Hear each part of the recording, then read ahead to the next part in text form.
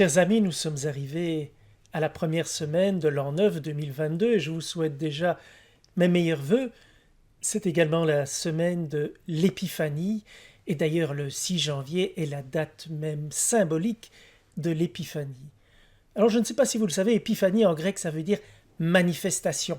Et la fête est beaucoup plus ancienne d'ailleurs que la Noël du 25 décembre qui a été fixée par le pape Libère en 354 au solstice d'hiver. L'épiphanie est célébrée depuis bien plus tôt en Orient principalement. Manifestation, l'épiphanie est la fête de la manifestation du Christ, de sa naissance, à son premier miracle à Cana, tous les moyens par lesquels le Christ se manifeste à notre monde. Dans l'Église d'Occident aujourd'hui, l'évangile typique de l'épiphanie, c'est le récit de ces trois mages qui ont suivi l'étoile. Ils ont quitté leur pays, ils ont entamé un périple pour aller reconnaître l'enfant Dieu. Eh bien, pour illustrer cet événement des mages, un fait divers d'il y a quelques semaines me vient à l'esprit. Je ne sais pas si vous vous souvenez, tant en France, je crois à Nantes, qu'en Belgique, à Bruxelles, une chanteuse suédoise a été accueillie dans des églises et des catholiques zélés, sans doute, ont protesté parce qu'il semblerait qu'elle avait des chants sataniques et ils ne voulaient pas que cela se passe dans une église. Ils l'ont manifesté en voulant empêcher le concert. Je ne juge pas de leur motivation, je ne juge même pas de cet artiste que je ne connais pas. Ma réaction est de dire, si on veut lutter contre Satan, est-ce qu'on ne doit pas mettre son énergie ailleurs? Satan se manifeste par mille et une façons.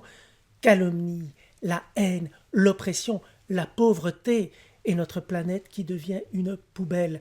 Alors mettons notre énergie dans ce qui en vaut principalement la peine.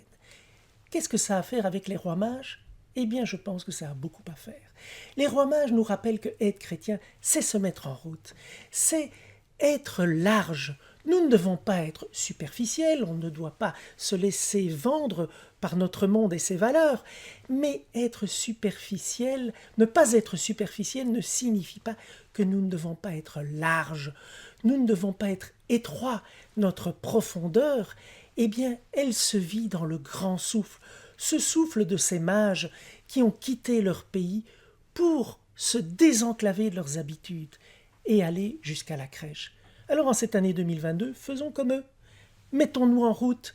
N'ayons pas peur de ce monde qui parfois nous surprend et faisons comme les mages. Apportons nos présents, l'or, la myrrhe, l'encens. L'or, ce sont tous nos charismes, nos qualités, nos réussites. La myrrhe, cette herbe amère, eh bien c'est tous nos échecs, toutes nos épreuves, tous nos deuils.